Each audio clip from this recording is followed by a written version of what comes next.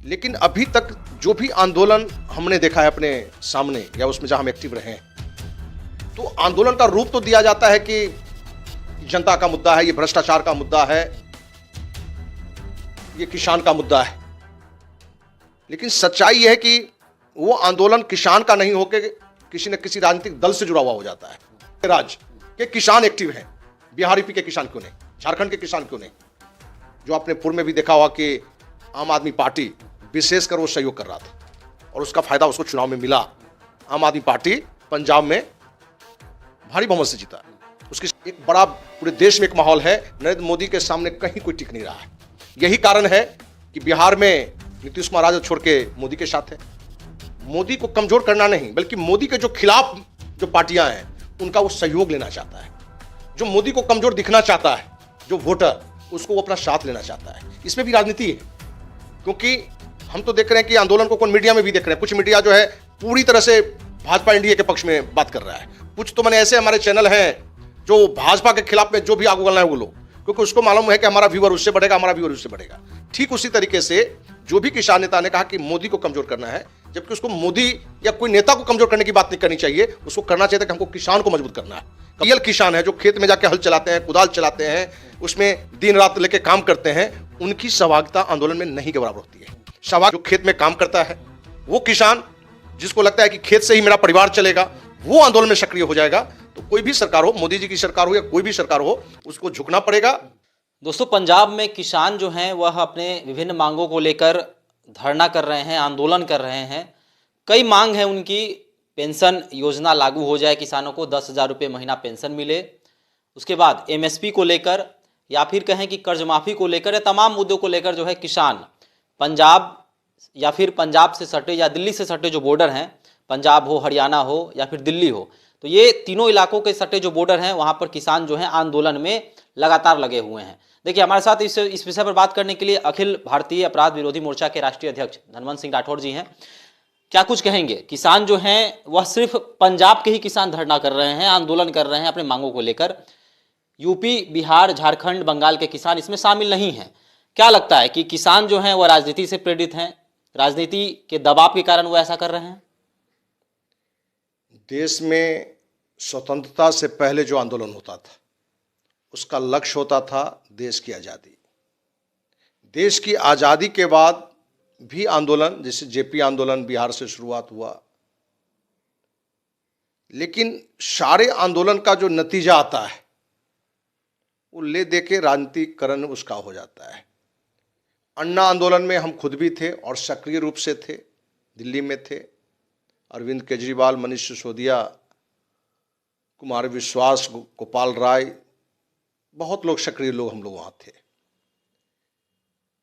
लेकिन अभी तक जो भी आंदोलन हमने देखा है अपने सामने या उसमें जहाँ हम एक्टिव रहे हैं, तो आंदोलन का रूप तो दिया जाता है कि जनता का मुद्दा है, ये भ्रष्टाचार का मुद्दा है, ये किसान का मुद्दा है। लेकिन सच्चाई यह है कि वो आंदोलन किसान का नहीं होकर किसी न किसी राजनीतिक दल से जुड़ा हुआ हो जाता है। और किसान को अपने लिए आंदोलन करना चाहिए, हम इसके विरोधी नहीं है। किसान का मुद्दा हो और सरकार उस पर ध्यान नहीं दे रहा है, तो किसान का भी नैतिक जिम्मेवारी है कि हम एकजुट होकर हम आंदोलन करें।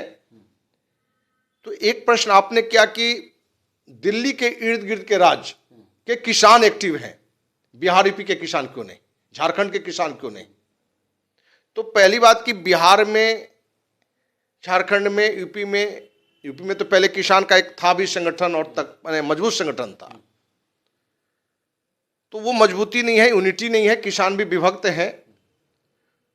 तो किसान आंदोलन होना चाहिए, लेकिन कहीं ना कहीं लोकसभा चुनाव को टारगेट करके जो अभी आंदोलन हो रहा है या इससे पूर्व में भी हुआ, लंबे समय तक रहा, यातायात बाधित हुआ, एम्बुलेंस बाधित रहा,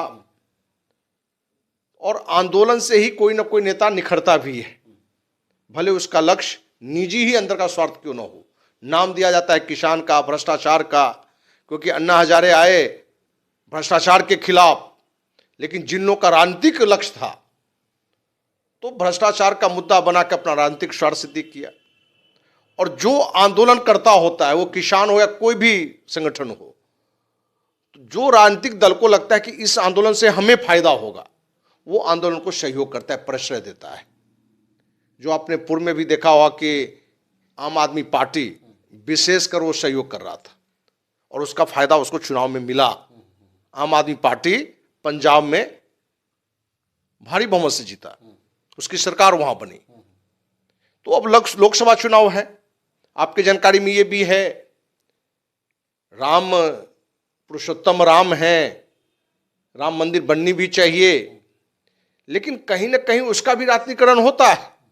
अपने यहां हर काम का राजनीतिकरण होता है और आज कहीं ना कहीं पूरे देश में आप मीडिया के लोग एक माहौल भी क्रिएट किए हैं कि राम मंदिर का निर्माण होने के कारण एक बड़ा पूरे देश में एक माहौल है, नरेंद्र मोदी के सामने कहीं कोई टिक नहीं रहा है।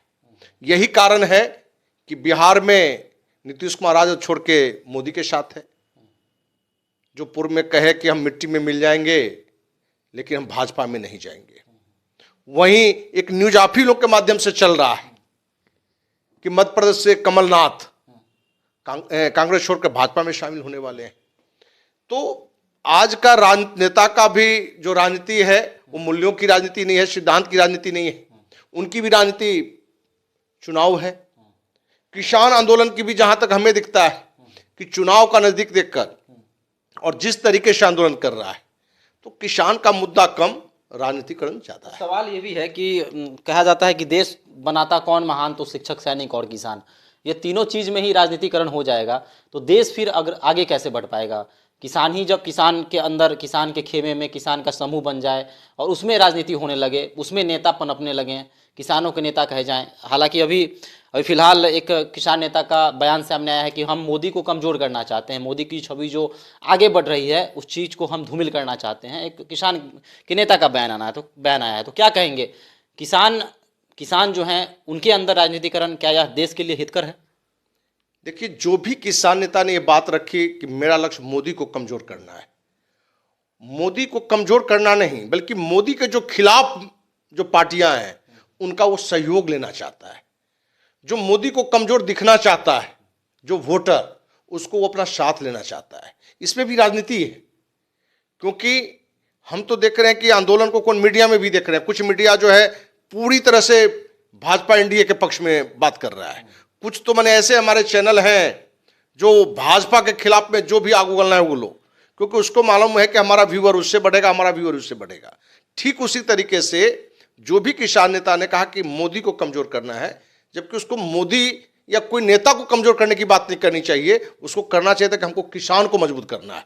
कमजोर करने की बात नहीं, हमको किसान को मजबूत करना है, किसान के फायदे की बात करनी है, क्योंकि अपना देश किसान प्रधान, कृषि प्रधान राष्ट्र है।